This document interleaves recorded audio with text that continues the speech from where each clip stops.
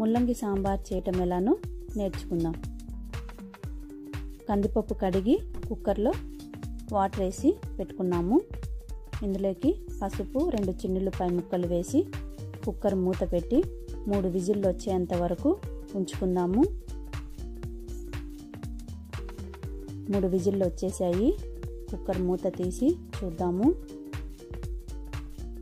పప్పు ఉడికిపోయింది. దీన్ని మెత్తగా చేసుకుందాము.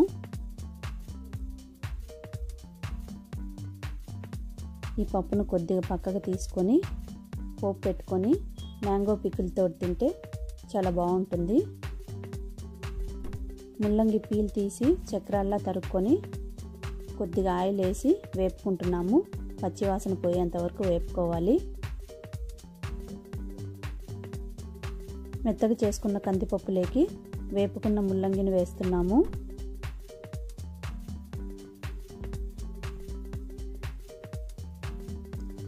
ఇందులోకి పెద్దగా తరుక్కున్న ఒక 4 ఉల్లిపాయలు కూడా వేస్తున్నాము. టమోటాలు కూడా మీడియం సైజులో తరుక్కున్న టమోటాలు వేస్తున్నాము.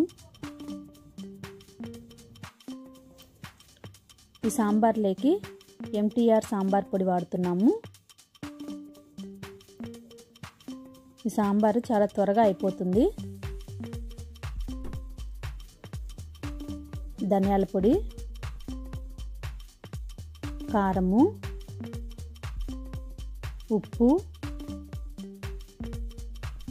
పసుపు వేసి మిక్స్ చేద్దాము. ఇందులో చింతపండు పులుసు వేసుకోవాలి.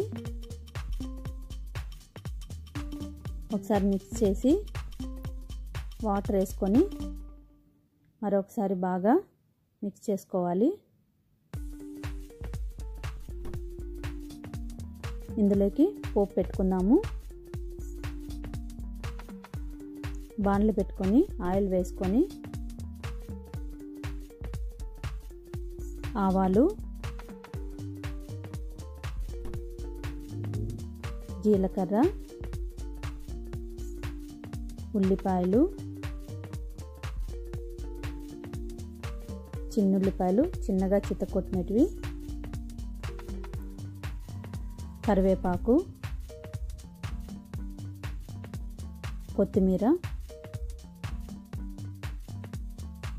ఎండుమిర్చి వేసి బాగా ఫ్రై చేసుకొని ఇది బ్రౌన్ కలర్ వచ్చేంత వరకు వేపుకొని ఈ పోపును సాంబార్లోకి వేసుకోవాలి. వచ్చింది, సాంబార్లోకి వేసుకుంటున్నాము. ఇది బాగా కలిపి విజిల్ పెట్టుకోవాలి. ఈ సాంబారు చికెన్ ఫ్రైలోకి చాలా బాగుంటుంది. అప్పడాలతో కూడా తినచ్చు. ఆమ్లెట్ చాలా బాగుంటుంది. మూత పెట్టి ఒక 3 విజిల్లు వచ్చేంత వరకు ఉంచుదాము. సాంబార్ రెడీ అయిపోయిందండి. గుమగుమలాడే ముల్లంగి సాంబార్ రెడీ అయిపోయింది.